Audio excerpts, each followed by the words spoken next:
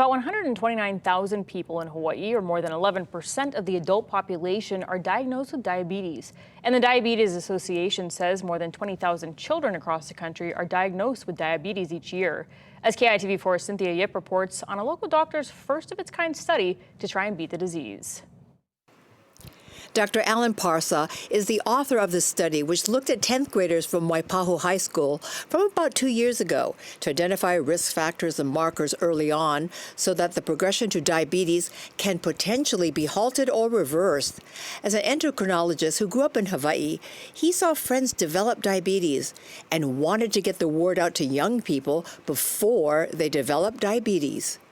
Hawaii has a very high incidence of diabetes in the local population, the Native Hawaiians, the Pacific Islanders, Asian Pacific. And so what we want to do is to try and minimize that. The idea behind the study is to catch those who are at increased risk. We know that people develop it, that they develop at a certain age. We're seeing that younger and younger people are developing it also. But we don't know where is that bridge. Who are the people that are the highest risk? Emily Caromora is 10 years old and found out she has type 1 diabetes about a year ago. To control her disease, she keeps active as a dancer. She also has cut down on sugary drinks, candy, and limits the amount of carbohydrates she eats.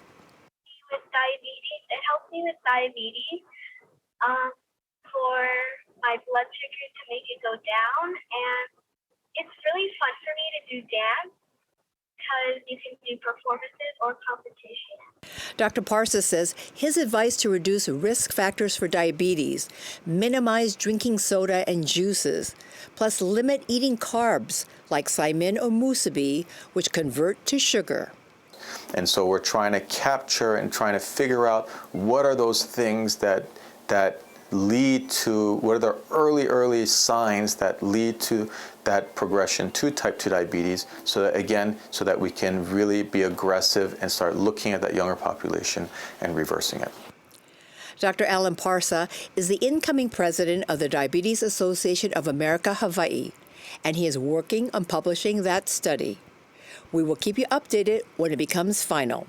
Cynthia Yip, KITV4 Island News.